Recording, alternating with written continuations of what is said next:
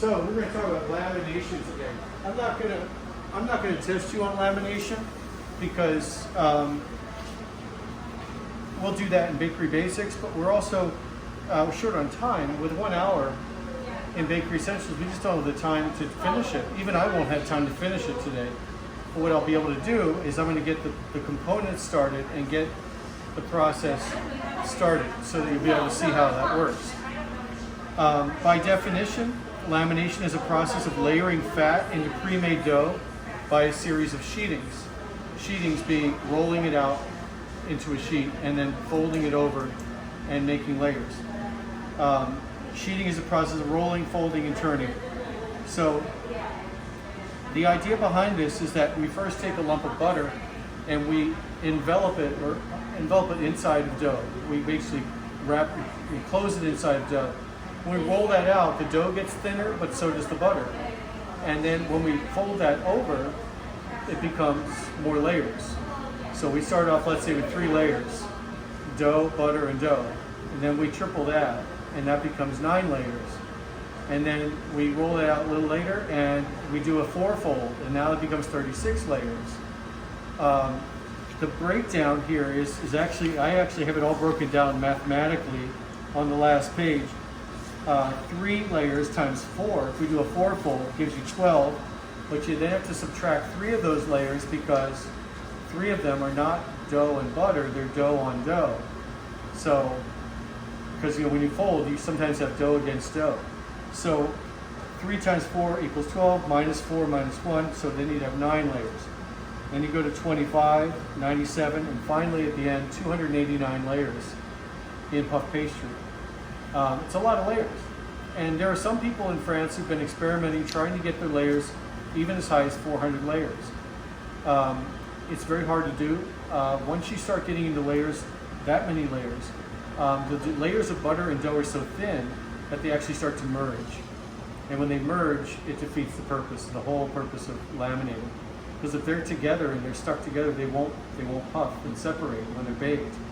The idea here is that you have dough and you have butter, and then more dough, and then more butter, and in every layer of dough there's water in that dough. So it's going to turn to steam. That steam is going to push those layers apart in the oven. So this actually increases in volume quite a bit. It goes from, let's say we roll it out to 1/8 of an inch thick. To make something out of it, it will puff to up to 2 inches if it's made properly. That's a lot of puff. That's like 100, I forget, or no, like 1,250 times its original size. It's a huge, it's a really incredible amount of puff. But that's because steam is very effective. And we've seen that in our sponge cake. When we did foaming method, you get a lot of increase in size just from steam, and same thing with pâte à choux, more steam, puffing things up. What makes this different, what makes puff pastry different from things like croissants and danishes, is that croissant and danish both have yeast in them, and yeast help that process along because they produce their own gas when they get heated and they start to leaven. So then you get 2 types of leavening. You get the yeast or biological leavening, and you get the steam action, or what they refer to as physical leavening. So all that works together. I've got the mise en place ready to go here. I've got softened butter, and the softened butter, I have a little flour with it. And you'll see that in this first page it mentions that fat might contain flour to increase plasticity. The idea there is that butter itself will extend and will be nice and what they call plastic or malleable when it's at room temperature or even just a little bit colder. Add a little flour to it and it becomes more extensible, and that's what we want. So lots of extensibility. This little bit of flour will make all the difference. So what I'm going to do is put that in my mixer,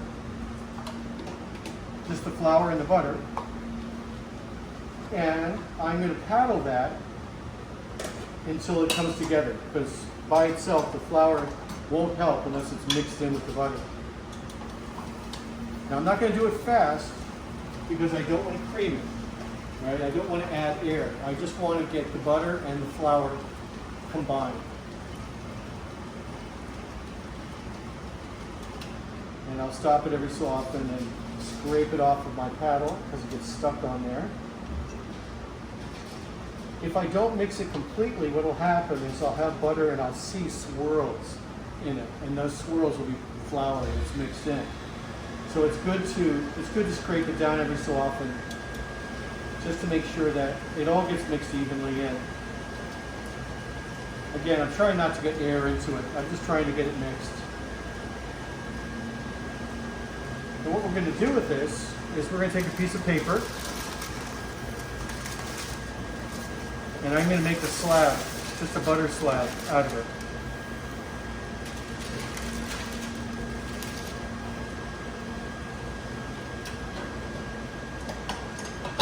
So it doesn't take a lot of mixing to get that job done.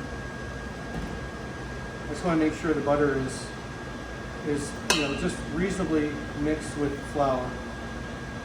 That little bit of flour makes a difference. We don't do that. You don't see it much in croissant dough. You just see it in puff pastry, because in puff pastry we have more folds to do than we do in other types of laminated doughs. So because we have that extra fold, we have to make sure that it's going to work and it's going to extend really nicely. There's also a little bit of butter in the dough. So in the dough bowl here, I've got my mise en place ready for the dough. It has a little butter in there, and what the butter in the dough does, it helps make the dough more extensible. So, we add a little flour in here to make that more extensible, a little bit of butter in there to make that more extensible, making the process of rolling this out and sheeting it much easier. Okay, so we've got all this butter, and it's pretty soft.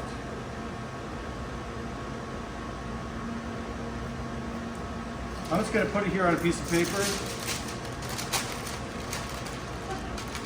I'm going to kind of gently flatten it down.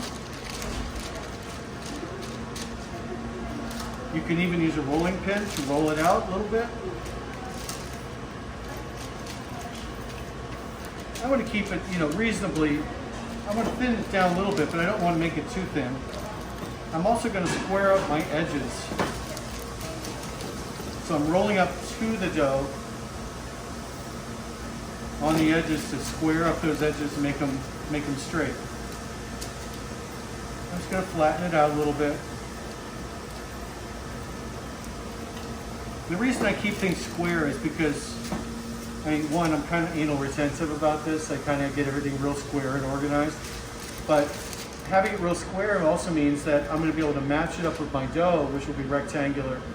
And when I go to eventually make something out of puff pastry, if it's square, I'll be able to, if it's nice and squared off, I'll be able to get a lot better yield out of it. So I can get more products out of it. If it's all oblong and rounded on the edges, I'll get lots of trim, which I can't really use. But with it square, I'll get more, let's say I'm making croissants out of croissant dough, I'll get more croissants out of that dough and less trim, less scratch. So it behooves us to try to keep it square so that we get more product out of it. Okay, so this butter is pretty soft. I'm just going to go stick it in the fridge real quick and let it firm up a little bit. I don't want it to be hard because you know how butter is? If you bend it, it'll break if it's hard. So I don't want that to happen, but I want it to be cool. I'll slide in the freezer here. There we go.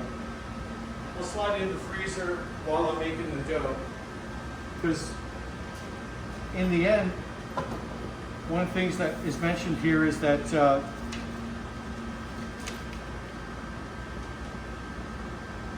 where is it here? The dough and the fat, under the lock-in area, what we're going to do today is I'm going to lock in the butter into the dough. The dough and fat should feel the same, not in the temperature, but in texture.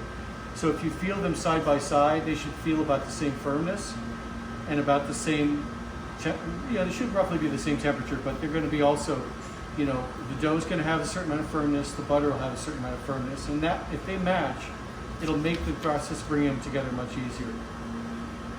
Okay, so onward to the dough. The dough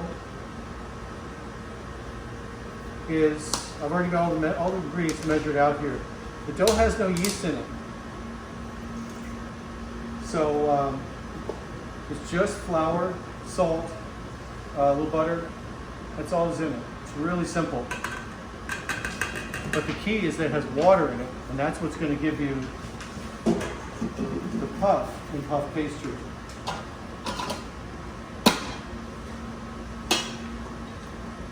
Now, if you've ever had puff pastry, you know how light and flaky it can be. It's really nice stuff, and you can do so much with it. Puff pastry's been around a long time. Not sure exactly how long, but I know it's been around a long time. And I'm not sure who originally invented it, but whoever did surely had a lot of time on their hands. Because it's one thing to make this, it takes a good 4 hours to make it. A series of folds takes a while. You have to rest your dough in between each fold. Imagine if you were inventing this. If you were the person inventing it, it wouldn't just be 4 hours. It could be months of figuring this out. So whoever did it originally had lots of time on their hands. Okay, I'm just sort of scraping down to help the dough come together in the center. It looks a little on the dry side, but it's not. It's actually that area in the middle that's hanging onto the dough hook is pretty wet. So eventually all the wet will eventually find all the dry. And eventually all the butter will get mixed in too. We'll bump up the speed a little bit and help it along.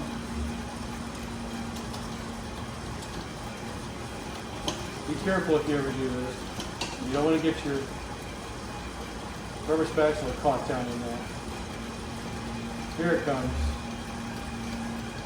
Now it's starting to come together as a dough. Now I'm not looking to mix the living daylights out of this. I'm looking just to mix it together until it becomes a smooth dough. In the process of rolling this out with butter, it's going to get stronger. As I roll it out and fold it and roll it out again and fold it, each time I do that, the dough will get stronger. So I'm not worried that the dough has full gluten development like just now, because it will get more as it gets rolled out. So you can see it's just kind of reached that cleanup stage, getting a nice even ball of dough.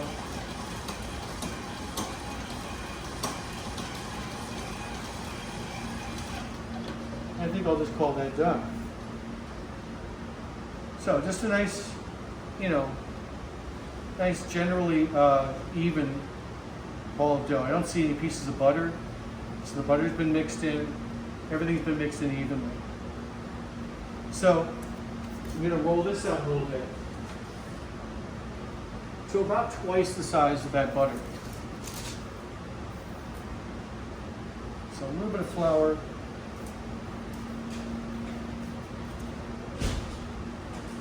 Because this dough has to wrap around that butter. So I'm going to have to make it about at least twice the size.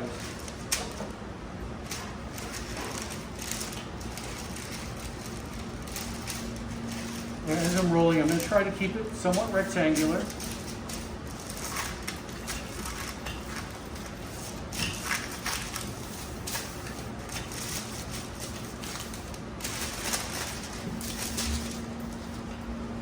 So I figured that butter was roughly about 7 inches or so by 7 inches.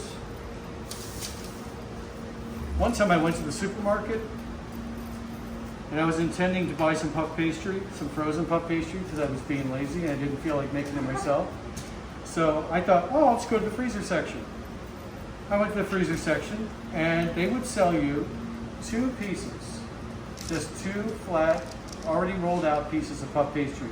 And they weren't that big. It was like buying frozen pie dough. $6. I was like, oh no, I'm not paying $6. So I marched on over to the section where they had butter. I bought a pound of butter. I marched over to the baking section, bought a bag of bread flour, and I went home and made it myself. And it cost me like $2.50. It was so much cheaper. I just thought, this is stupid. And I had leftover flour too, so it was kind of a win-win. But I just thought, $6, that's a lot of money. I mean, that's just that's just highway robbery. So I refused. I thought, you know, I know how to make puff pastry. I'm going to go ahead and make it myself. Now, what did I do with that puff pastry? Once I got home and I made it, I rolled it out. And what we did was we rolled out 2 pieces, 2 squares, and put a whole wheel of brie cheese in the center. Then egg washed around the outside, covered it with puff pastry, glued it all around with egg washed the whole top, and I poked one little hole in top to let steam escape, and then you bake that. When you bake that, you get this beautiful puff pastry, flaky pastry with wonderful brie cheese inside. It's a great appetizer. But I didn't stop there. I took some fig preserves, so you take some like fig jam, and you put that in with the brie cheese, get the salty and the sweet together. You can do that kind of thing. This is also, puff pastry is also how you make a beef Wellington. So if you've ever seen like Gordon Ramsay and his beef Wellington that he always does, that's what it is. He browns the beef tenderloin. Then after it's browned and cooled, it's partly cooked. It's about a third cooked. He'll wrap it in puff pastry and then put it in the oven. And as the puff pastry bakes, the beef finishes. If you do it right, you get a perfect medium beef tenderloin with puff pastry around it. It's truly a spectacular dish and very difficult to achieve. So that's why I think one of the reasons why Gordon Ramsay likes to do it is because it's hard. And that's okay, because, you know, that's what Gordon Ramsay does. He likes to do things that are a little difficult. So feeling this dough, it's you know, somewhat gently firm. I'm gonna go get my butter, and let's see how this comes together.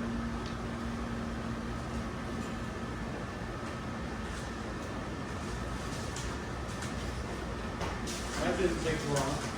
That butter's rigid as a board. Okay, so the butter's too hard. If I put the butter in here and I roll it out, the butter's going to crack. So what I'll do, stick it inside your apron, let your belly warm it up. This is starting to soften up now. And I think we've gotten down to the texture. The texture of this is about the same as this. So they're roughly the same. This is colder, but they're about the same firmness. So it's one of the reasons I use paper. It allows you to pick it up and allows you to get it placed on your dough without too much difficulty. So I can see it's a little bit bigger than half the size of this dough. So let's roll out the dough just a little bit more, a little bit longer. Nice and square. Now we'll lay the butter down on the dough. And then I'll peel the paper away.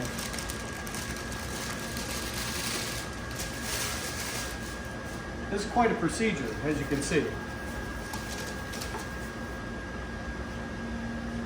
I'll re-aim the camera so you guys can see what I'm up to here. Okay, so I've got a little border of dough around my butter. What I'm going to do here is I'm just going to kind of gently stretch this dough so that it can go over the butter all the way.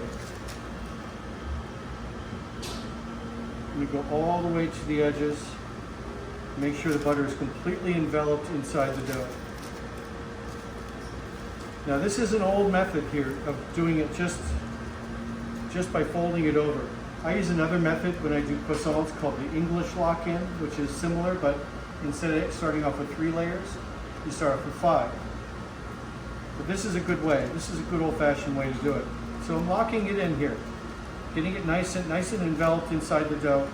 And to make sure it doesn't leak out, make sure that butter stays in, I'm going to take these edges. I'm actually going to pull them up around the sides to make sure they don't go anywhere. Make sure nothing leaks out.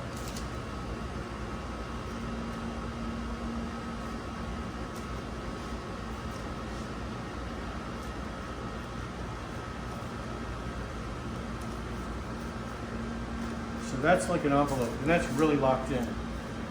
So we're going to go ahead and do the first rollout on this. I'm going to grab a little bit of flour.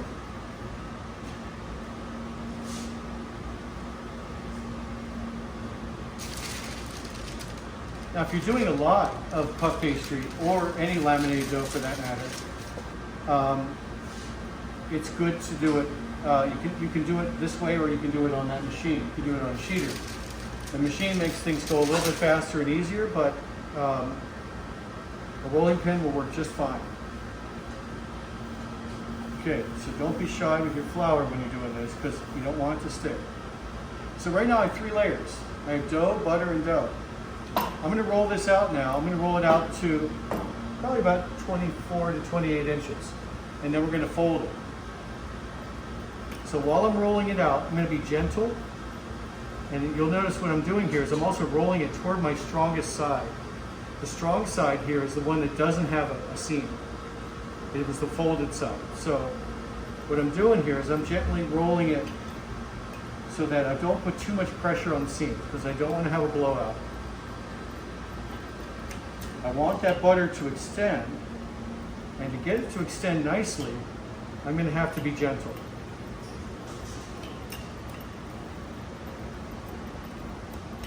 Sort of like when you're training a puppy. You know, if you want to train a puppy how to walk with you with a leash, you have to be gentle, but you have to also be firm at the same time. You have to be like consistent.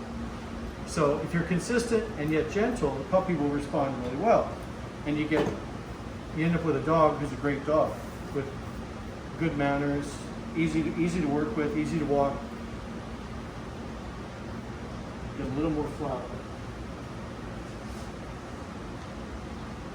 I just get paranoid about this sticking.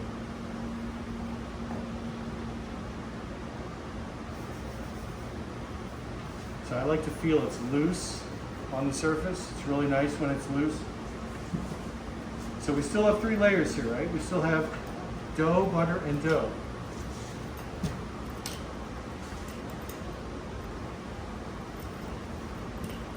And in order to get it as long as I want to get it, I have to be persistent, but I also have to be really gentle to get it all the way out there. Because each time I roll it out, it tends to spring back a little bit. So it's like taking 1 step forward, take half a step back. So I think we've got it about long enough. What I'll do is I'm going to brush off. Just going to brush off excess flour, because when I fold this, I want to make sure that the dough actually sticks to the dough that it's next to.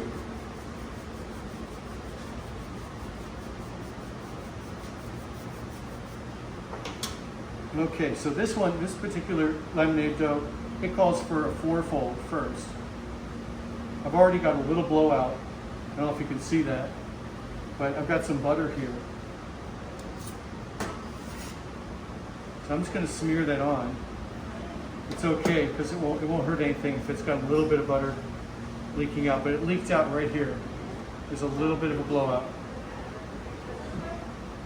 All right, so for a 4-fold, I'm going to fold it up here, and I'm going to fold this one down to meet it.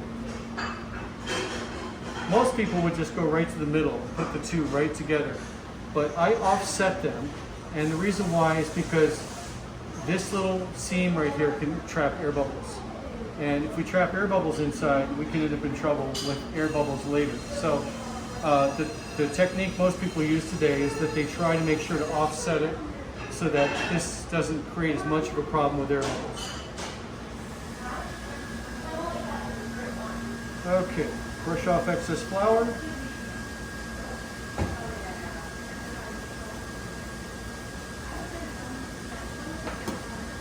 And now we're going to fold it over in half. And that's what they call a 4-fold. So that's referred to as a book fold. And you can see by the profile of it that there's 4 there. So now, instead of having 3 layers, we have what would be 12 minus 4 minus 1, I think. 12 minus 4 minus 1. Yeah, giving us 9 layers. So this needs to rest now. Now that I've rolled it out, the dough has been stretched, the gluten has been stretched in it, and if you tried to roll it out again, it would resist you. It would really make your life difficult. It wouldn't want to do it. So what I'm going to do is I'm going to wrap it in paper and put it in the refrigerator, and in a half an hour, come back and re-roll it again. This time, the second time, doing a 3-fold. Now, I rolled it out this way, this last time. Next time, I'll come back and I'll turn it this way, and I'll be rolling it the opposite direction. So I always turn it 90 degrees every time I roll it. And what that does, it just keeps the gluten from getting too resistant in one direction. So if it was going this way, it's going to resist me if I try to roll it this way. But if I roll it this way, the gluten gets all confused and I'm able to roll it out nice and long. So I'll roll it out a little wider, but I'll roll it out just as long and give it a 3-fold. The drawings I have in here are pretty old. They're old illustrations.